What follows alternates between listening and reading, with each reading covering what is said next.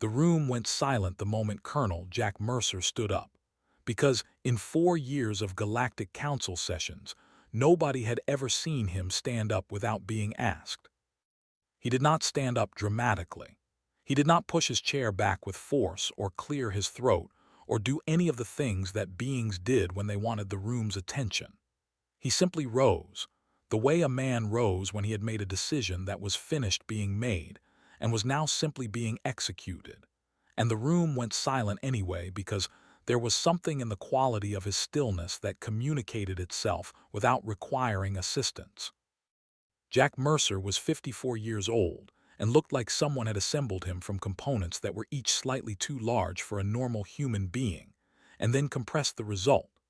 Broad through the shoulders, thick through the hands, with a jaw that suggested geological processes and gray eyes that had the particular quality of eyes that had spent a long time evaluating threat levels in environments where being wrong about the evaluation had permanent consequences. He wore his uniform the way men wore uniforms when the uniform was not a costume, but a statement of what they were, not stiff, not performed, just present, the same way he was present, completely and without remainder. He had been sitting at the human delegation table for 2 hours and 14 minutes listening to trade route allocation discussions. He had not spoken. He had barely moved. Yara Chen, his aide, had been watching him with the peripheral attention of someone who was officially taking notes and was actually monitoring a situation she could feel developing the way you felt weather changing. She had known since 300 that morning.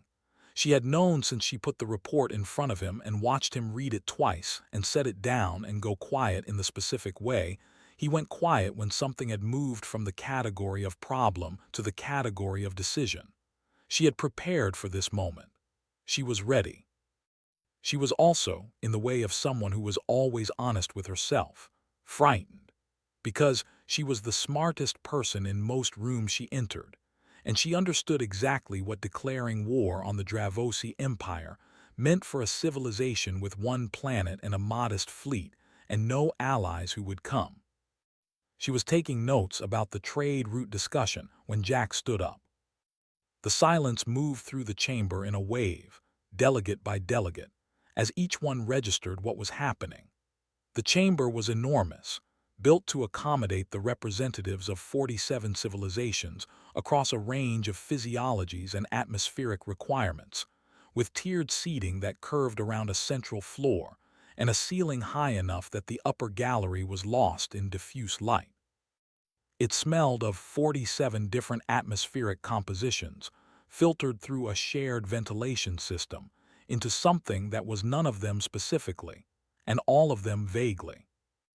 The session chair, a Melvari elder named Counselor Preth who had run the council for 30 years, and who had the weathered permanence of something that had survived by being harder than everything that came at it, looked at Jack with an expression that was professionally neutral and personally uncertain. At the Dravosi delegation table, Supreme Regent Valk did not turn. He was 7 feet of Dravosi in formal governance attire, which for the Dravosi meant structured deep black with geometric silver detailing that corresponded to rank and history, and the number of civilizations absorbed under one's direct authority. Valk's detailing was extensive. He was 700 years old and he had the quality of things that had existed for a very long time without encountering anything capable of ending them. Not arrogant exactly, because arrogance implied a need to prove something, and Valk had nothing left to prove. Just settled. Permanent. The way a geological formation was permanent. He did not turn when Jack stood up because he did not need to turn to be aware of Jack. He was always aware of everything in whatever room he occupied. It was not a skill. It was a condition of being what he was for as long as he had been it. Jack reached into his jacket, pulled out a single data chip, set it on the table in front of him with the particular care of someone placing something that mattered. He did not look at Counselor Preth. He did not look at the room. He looked at the back of Valk's head. Supreme Regent. His voice was not loud.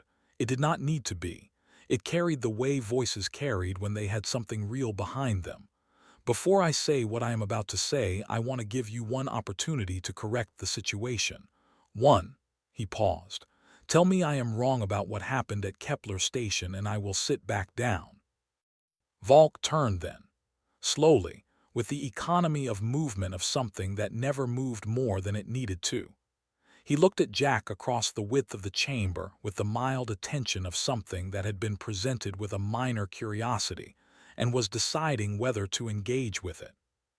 "Colonel Mercer," he said. His voice was deep and even and carried the specific quality of a voice that had never needed to raise itself. "You are not wrong."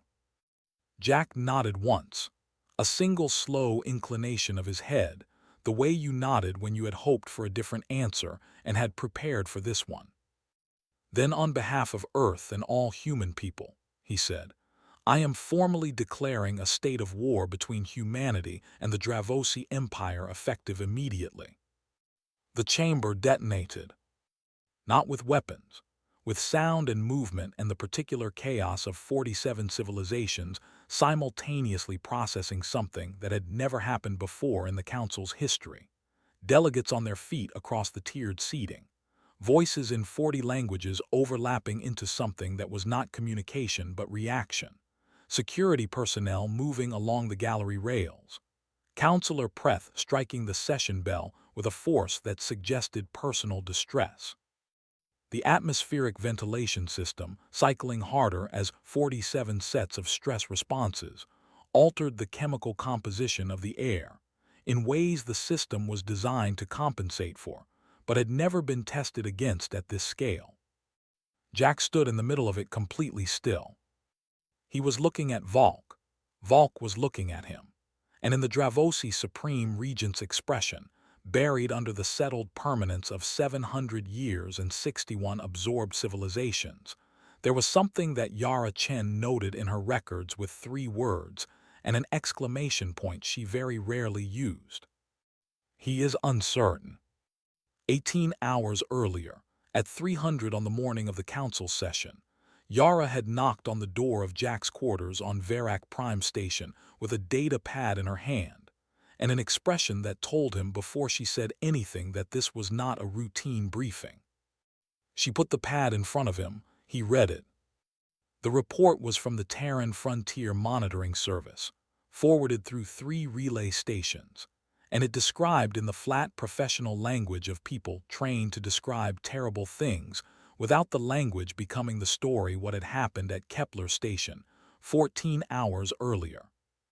Kepler Station, Human Deep Space Research Outpost, Outer Frontier Systems, 31 personnel, scientists and researchers and 2 security officers and 1 Gerald Acaffer, cook, 6-year posting, known in the personnel files for submitting regular supply requests that included an unusual quantity of dried chilies, and for receiving consistently high morale scores from every rotation of researchers who had served at the station. 4 Dravosi resource assessment vessels had arrived without communication or warning.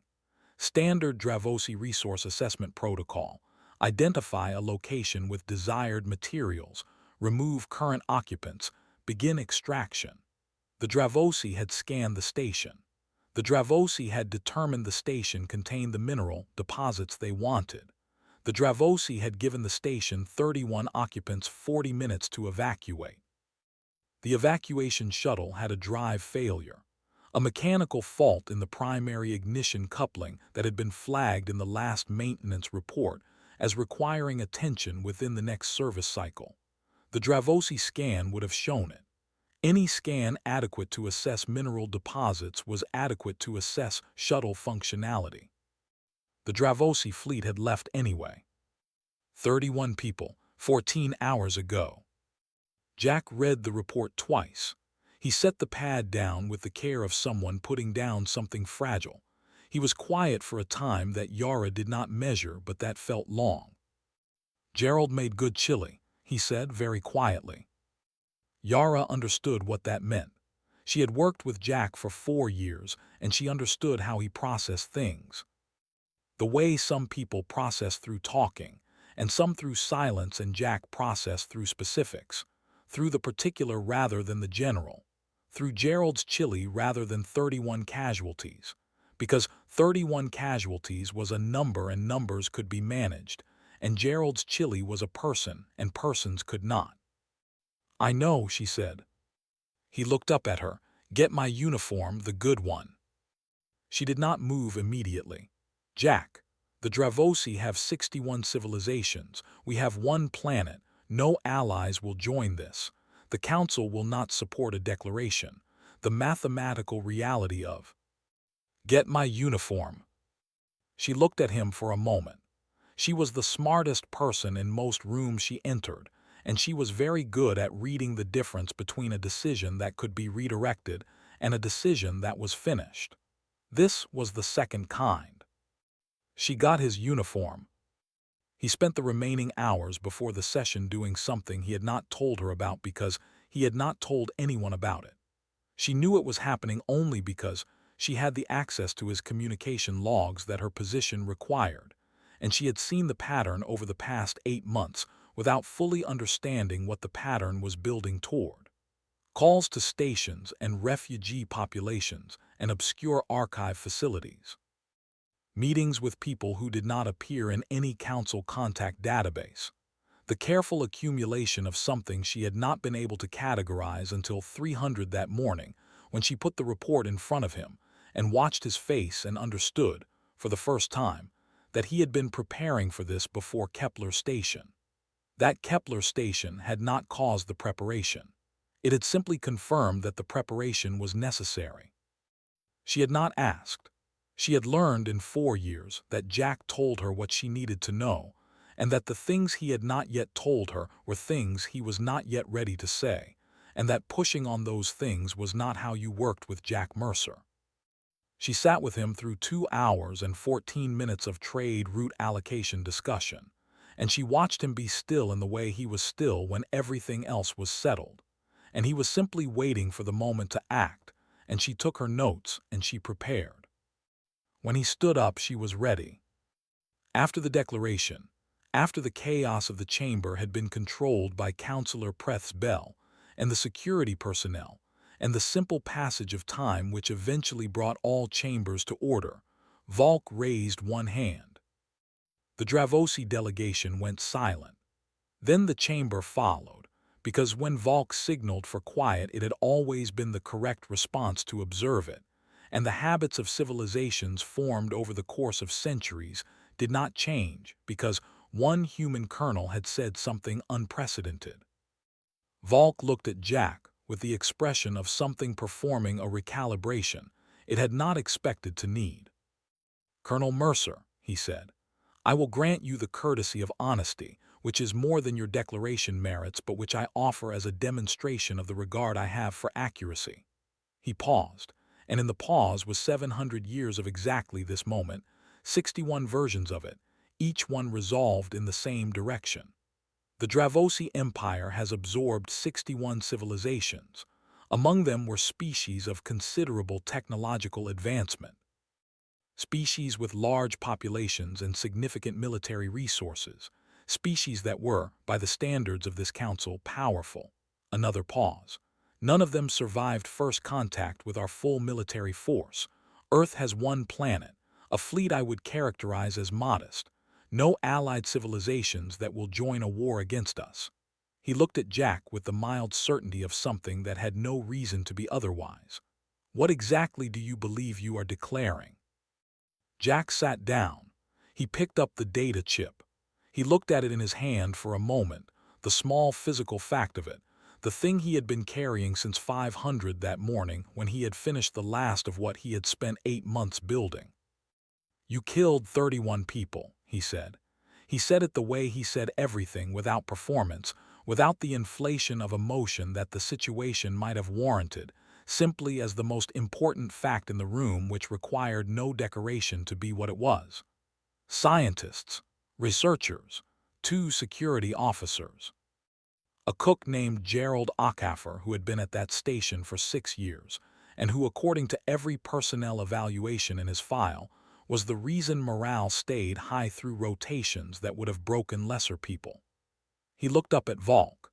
You killed them because they were inconvenient, and because you have never encountered a situation in which that kind of decision produced consequences. It will produce none now, Volk said, same voice, same settled certainty. You said that to 61 other civilizations, Jack said. He set the data chip down again with the same care with which he had picked it up. How many of them knew what I know? The silence that followed was brief. 3 seconds, perhaps 4. In a chamber full of beings who were watching every micro-expression and every vocal indicator and every physiological signal from the Dravosi Supreme Regent, 3 seconds of silence was significant. Yara wrote one word in her notes and circled it. Pause. The session recessed by formal motion. Jack spent the recess in a side room with Yara, who brought coffee from somewhere, and did not ask questions, which was one of the things he valued most about her. He drank the coffee and looked at the wall and organized his thoughts the way he organized everything, methodically and without sentiment, which did not mean without feeling but meant that feeling was not permitted to sit in the driver's seat when the driver's seat required something more reliable. What he knew had taken 8 months to find out. 8 months of quiet work that he had conducted alongside his council duties, without filing any reports about it, because what he was doing was not something that fit into the report categories that existed, and also because he had learned in 30 years of military service that the work most worth doing was often the work that looked from the outside like nothing was happening. It had started as a question. The question had been simple and had not seemed at the time like a question that would take 8 months to answer. The question was, what do we actually know about how the Dravosi fight? The Council database had substantial records, military analyses, engagement documentation, the testimony of allied civilizations that had observed Dravosi operations from the outside. All of it described the same thing: overwhelming force, superior technology, perfect tactical execution, unbroken record of success. All of it was about what the Dravosi did. None of it was about what the Dravosi could not do. Jack had spent his career in the business of finding out what enemies could not do. In 30 years of military service, the most valuable intelligence he had ever gathered was not about capability, but about limitation. Every system had a failure point. Every organization had a structural weakness.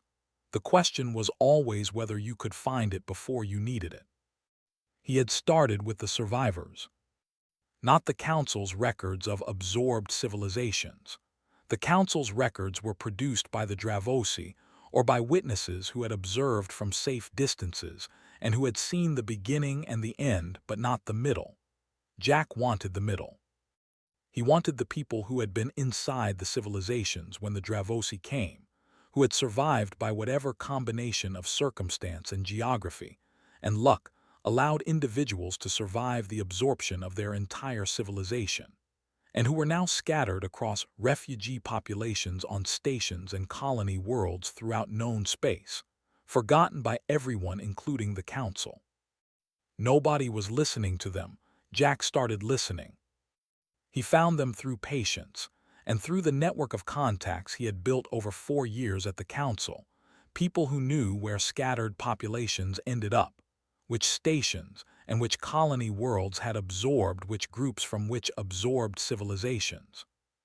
He found them and he traveled to them when he could, and when he could not he communicated through channels that did not appear in Council logs, and he asked them questions, and he listened to the answers, and he took notes in the handwritten notebooks.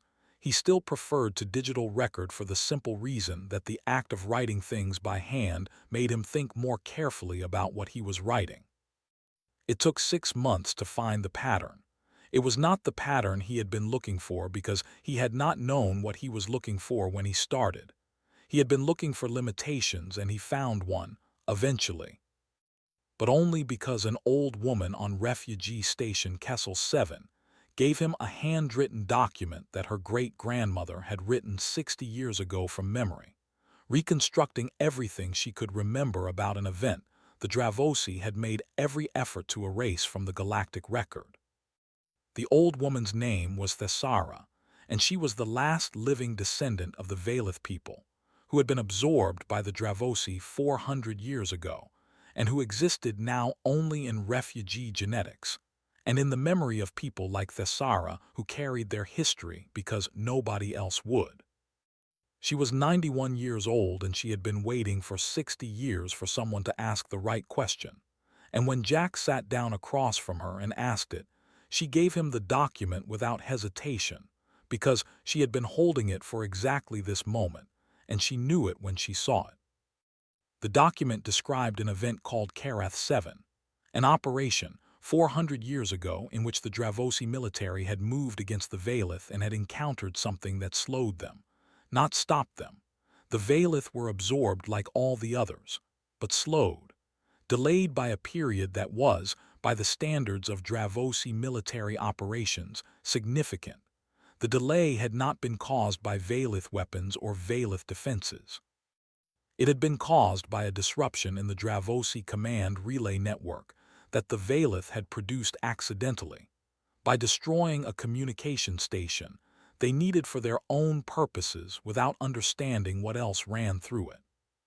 The Dravosi command structure was hierarchical in a way that made it extraordinarily powerful under normal circumstances, and specifically fragile under one abnormal circumstance.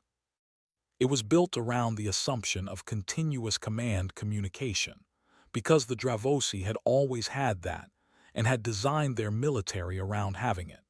And the design assumption had been correct for 400 years, because no civilization had ever identified it as a vulnerability and exploited it deliberately. Jack spent 2 more months figuring out how to exploit it deliberately.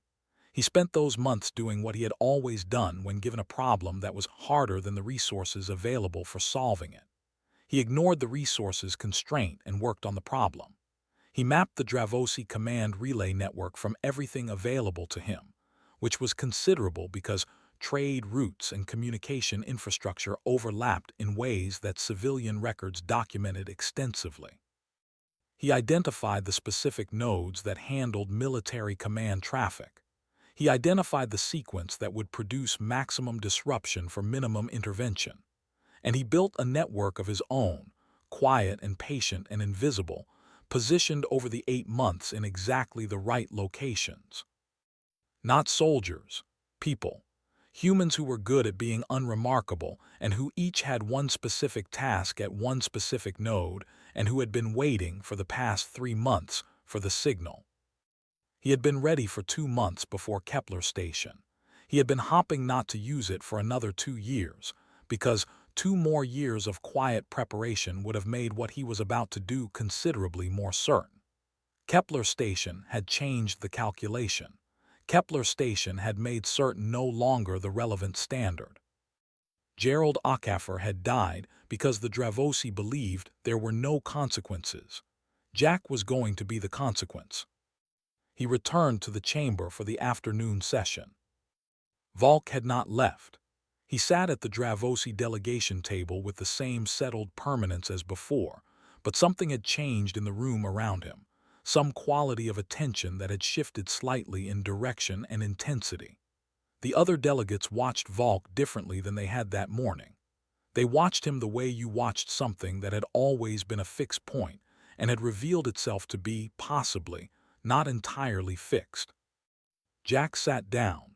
Yara set a fresh notebook in front of him and a pen, and he set both aside because he did not need them for this. Counselor Preth called the session to order and looked at Jack with the expression of someone who had decided that formally ignoring the morning's events and proceeding with scheduled business was the correct procedural approach, and who was not entirely confident about this decision. Valk stood. The chamber quieted again, with the same automatic response. In the interest of efficiency, Valk said, I would prefer to address Colonel Mercer's declaration directly rather than proceeding through the afternoon agenda. He looked at Jack.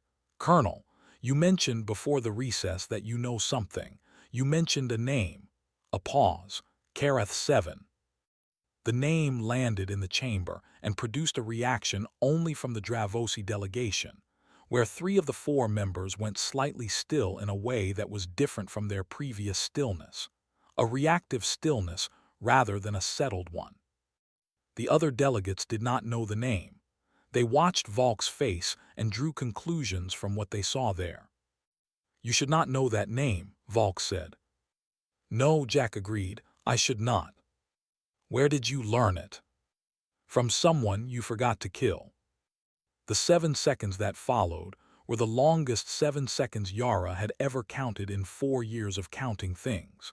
She counted them deliberately, looking at her watch, because she understood that she was witnessing something that would be discussed and analyzed and studied for a very long time, and she wanted to be accurate about the details.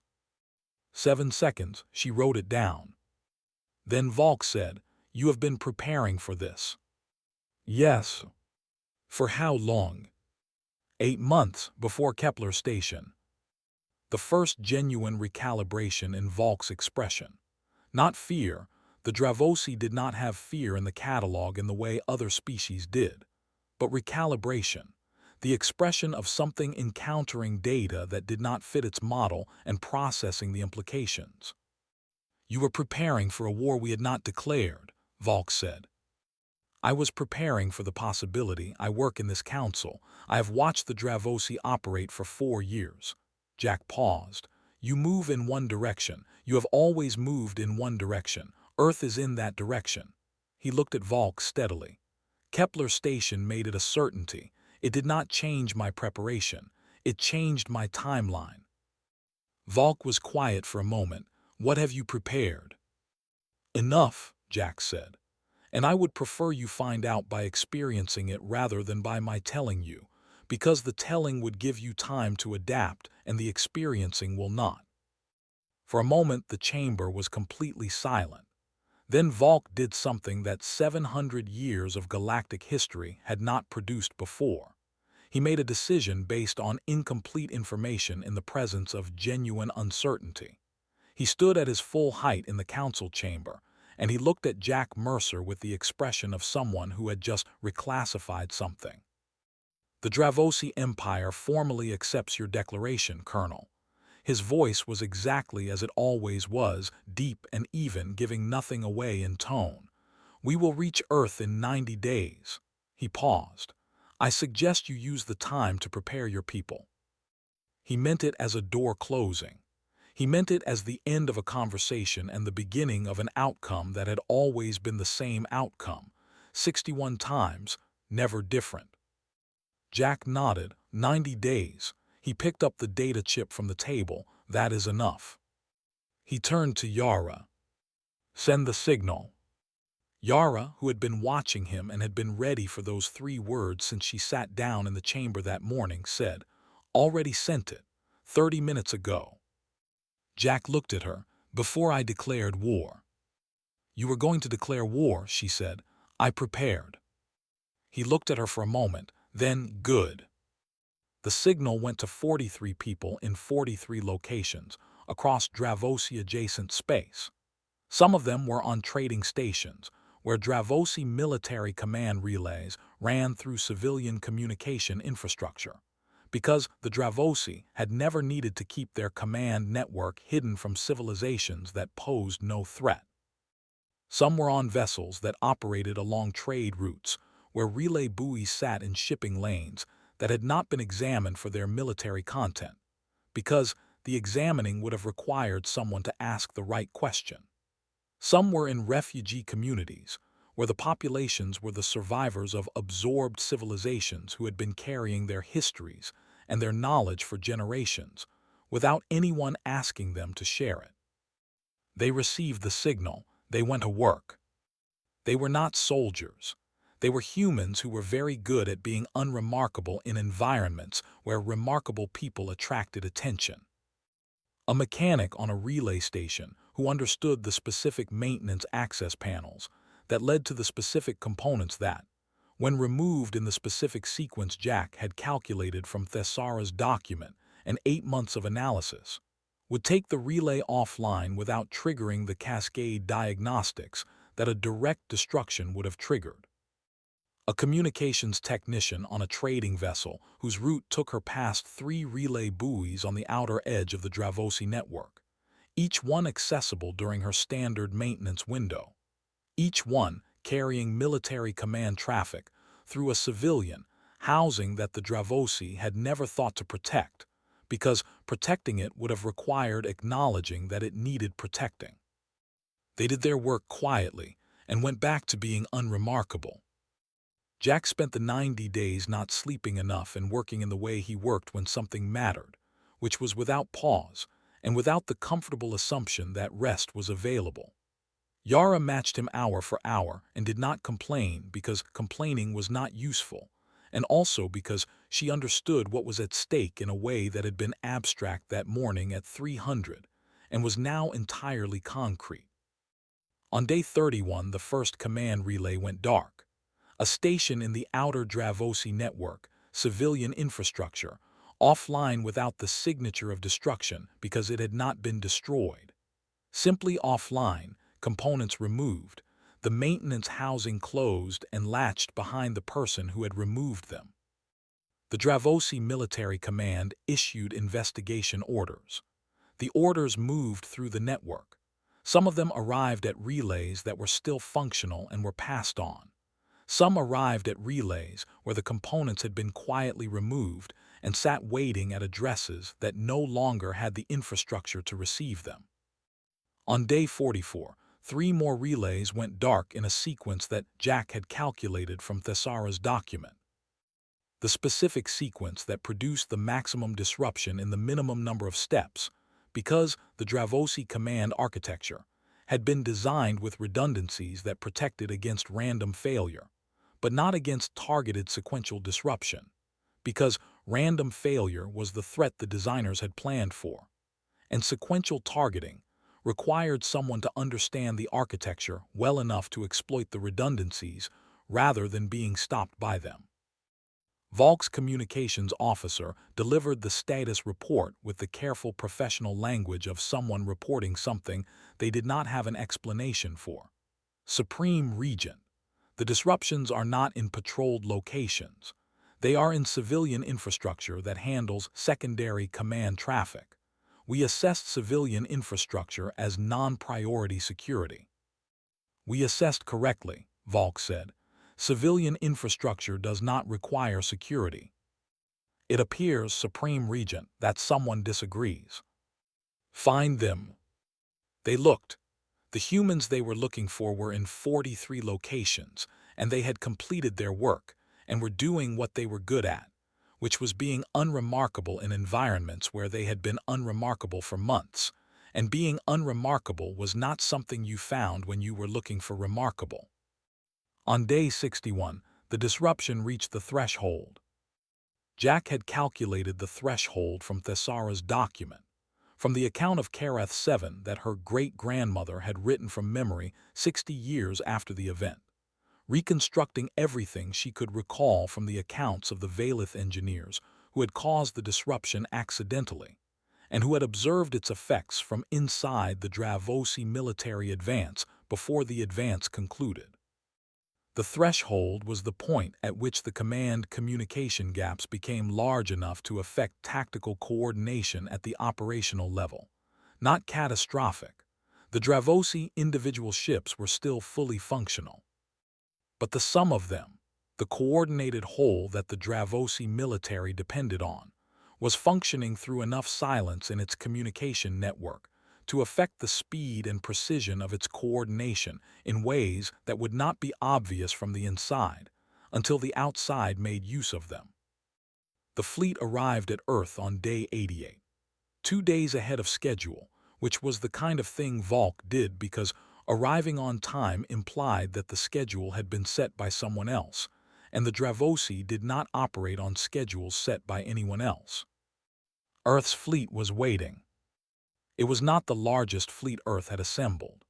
It was the most specific fleet Earth had assembled, because Jack and the team of people he had been working with for 3 months had not been building a fleet to match the Dravosi ship for ship, which was not possible, but a fleet configured to do something very specific with the gaps that 61 days of quiet work had created in the Dravosi command network. The formation made no sense to the Dravosi tactical officers who observed it on approach. It was not defensive in any configuration they had analyzed. It was not a fighting retreat formation or a massed assault formation or any of the standard configurations that the 61 previous civilizations had used in their engagements with the Dravosi military. It was something else, and something else was the hardest category to respond to, because responding to something else required a command structure that could adapt in real time, and the Dravosi command structure on day 88 was doing its adaptation through enough silence that real time was slower than it should have been. The engagement began at 600 Earth Station time, and it was not what the Dravosi expected, and it was not what any observer in the Council's monitoring network expected either, because the Council's monitoring network was watching with the fascination of civilizations that had spent decades calculating the impossibility of this exact engagement, and were now watching the impossibility occur. Earth's fleet did not fight the Dravosi ships. It fought the gaps between them. Every maneuver targeted at the spaces where coordination should have been present and was not, where the command communication silence created openings that were narrow and brief, and that required a tactical system designed to find and use exactly those openings to exploit them before they closed. The Dravosi ships were powerful. Individually, each one significantly outclassed its Earth counterpart. But a powerful ship that cannot fully coordinate with the ships around it fights at a fraction of the combined capability that coordination would have provided, and that fraction was not enough. At the 4-hour mark, the Dravosi formation was intact, but had taken damage to 16 vessels, which was 16 more than the Dravosi military had taken in 400 years of operation. At the 7-hour mark, Volk's flagship changed its position in the formation, which was not standard Dravosi tactical protocol, and which meant that Volk himself was making direct adjustments to the engagement, because the command structure below him was not performing at its normal speed and precision, and he was compensating personally. Yara, watching the tactical feed from the coordination center where she and Jack had been for 11 hours, noted this, and said nothing because Jack was already watching it and had been watching it since the 3rd hour. At the 11-hour mark, Volk opened a personal channel. The channel request came through on Jack's direct comm frequency, which was not a frequency that appeared in any council directory and which Volk should not have had. Jack accepted it without comment about the frequency because the frequency was not the relevant conversation. "Colonel Mercer," Volk said, same voice, same depth and evenness, but something underneath it that was new, the quality of a voice that was still controlled and was working to maintain that quality. "Supreme Regent," Jack said, "how long have you been planning this?" 8 months, since before Kepler Station." A pause. "You were preparing for this war before it began." "Yes." Another pause. "If the Dravosi had not moved against Kepler Station, you would have moved against something else eventually. You always do. It was a matter of timing, not intention." Jack paused. "The intention was already there. I could see it from 4 years of watching you operate." A longer pause. "You could not have known our command architecture in the detail required for this operation. That information is not available through any council source." "No," Jack agreed. "I got it from someone whose civilization you absorbed 400 years ago. She had been carrying her great-grandmother's account of Karath 7 for 60 years, waiting for someone who would ask the right question." The silence that followed had a quality different from Volk's earlier silences. Not recalibration this time. Something that Yara, watching Jack's face while he listened to the silence, classified after a moment as something she had not expected to hear from the Dravosi Supreme Regent. "Recognition." "The Valith," Volk said quietly. "The last of them," Jack said. A woman named Thessara, 91 years old. She gave me a handwritten document on a refugee station where she had been living for 40 years. Nobody else had asked her about it. He paused. 31 people, Regent. A cook named Gerald. That is what this is about. Not strategy, not politics, not capability demonstrations. He looked at the tactical display and did not look away from it. 31 people who should be alive. That is the beginning and the end of it. 7 seconds. He had come to understand in the 4 years of council work that Volk's silences were measured and deliberate, and that 7 seconds from Volk was not an absence of response but a form of it. He waited through the 7 seconds. "What are your terms?" Volk said. In the coordination center, Yara set down her pen. She had been writing continuously for 11 hours, and she set the pen down and sat back in her chair and looked at the ceiling and breathed. The terms were not complicated. Jack had written them at 400 on the morning of the council session, in the handwritten notebook he still preferred, sitting at the desk in his quarters with the uniform Yara had gotten for him hanging by the door, and the report from Kepler Station on the desk in front of him, as a reference point for what he was doing and why. Kepler Station returned to Earth jurisdiction. Full restoration of all equipment and infrastructure, completed within 60 days. A formal acknowledgement delivered to the Galactic Council in session, read into the record by Volk personally, of what had occurred at Kepler Station and of the Dravosi Empire's responsibility for it. Reparations paid to the surviving family members of each of the 31 people who died, calculated individually based on each person's circumstances. Not a uniform amount, a considered one, because Jack had their files and he knew which of them had parents and which had children and which had partners, and he was not going to accept a symbolic gesture for real people. The negotiation took 6 days.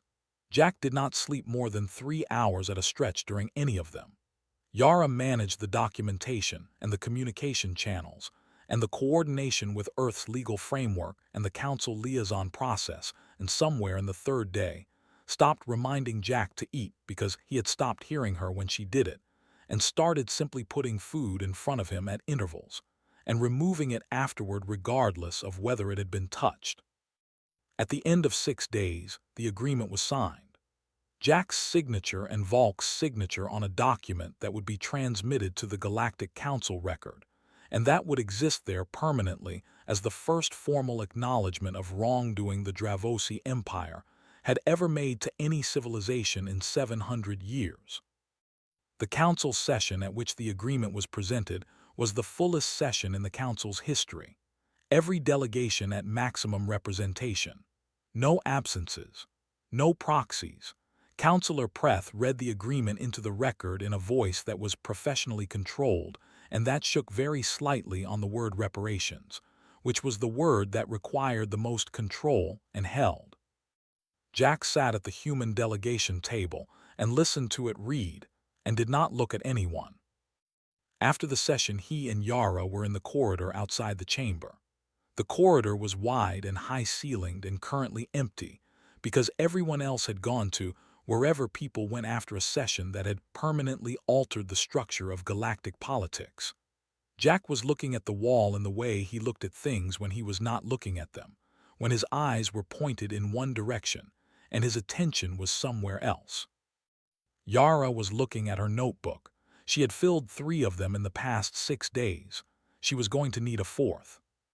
"You know this does not end it," she said, not as a concern, as a fact that required acknowledgement. "No," Jack said. "The Dravosi are not going to forget this. No. They are going to spend the next decade studying what we did, finding the vulnerabilities we used, closing them." She paused. "The command architecture disruption will not work twice." "No," Jack said, "it will not." "So we have a decade," she said, "to figure out what comes after." He was quiet for a moment. "That is more time than Gerald got." Yara looked at him. She had known him for 4 years and she understood the way he carried things, the specific weight he put on specific names, the way Gerald Ockhafer's name had been in every version of the justification, and never once in anything that required justification, always simply there as the fact that made the other facts make sense. "What was his chili like?" she said. Jack looked at her, something in his expression that lived in the neighborhood of a smile without fully committing to the address. "I never had it. I read his file." He started walking. "Come on, we have work to do." She fell into step beside him. She opened the fourth notebook. The Karath Protocol, which was what the galactic military community named Jack's Command Disruption Strategy after the engagement records were reviewed and studied and reviewed again, became the most widely circulated military document in the Council's database within 5 years of the engagement. Not because it was the most powerful strategy in the database. There were strategies in the database built on greater resources, more advanced technology, larger fleets. The Karath Protocol was built on 8 months of listening to people nobody else was listening to, and on the specific structural analysis of a system that nobody had thought to analyze, and on the decision of one human colonel to be the consequence that 31 people deserved. The galactic military community studied it because it was the most human thing in the database. The patience of it, the specificity of it, the fact that it had begun with a question about what an enemy could not do rather than what they could. The fact that it had been built on the testimony of survivors who had been carrying their knowledge for decades waiting for someone to ask. Thessara, the last of the Valith, died 3 years after the engagement at the age of 94.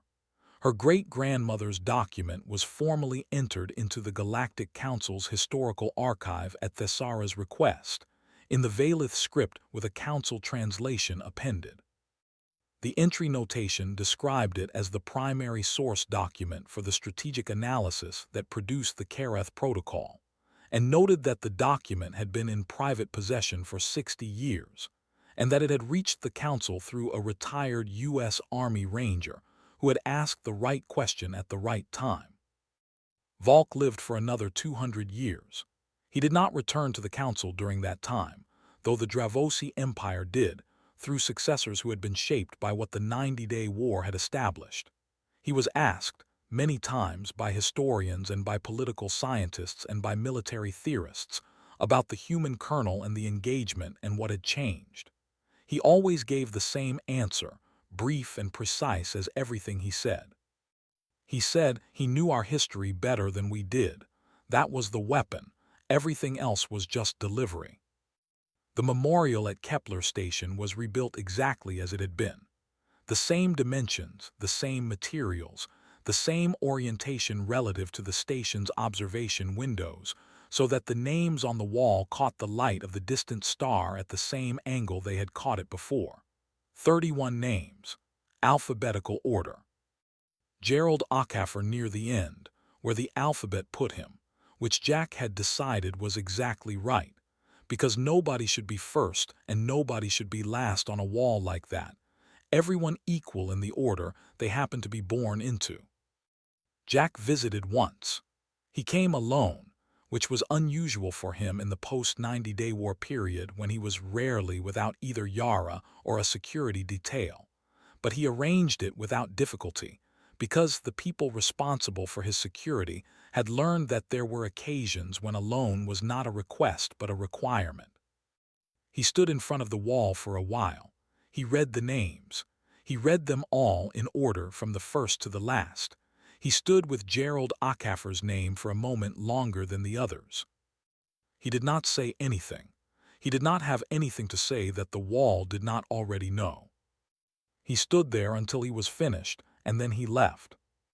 Some things you did not need to put into words. Some things were already said in the fact of the doing. In the months of quiet work and the specific terms negotiated, and the 31 names restored to their station on a wall that caught the light at the right angle. Some debts you settled not with words but with the work, and the work, when it was done right, spoke for itself. He walked back to the shuttle. Yara was waiting with the fourth notebook and a cup of coffee and the particular expression of someone who had been giving him the time he needed and was ready, now, for whatever came next.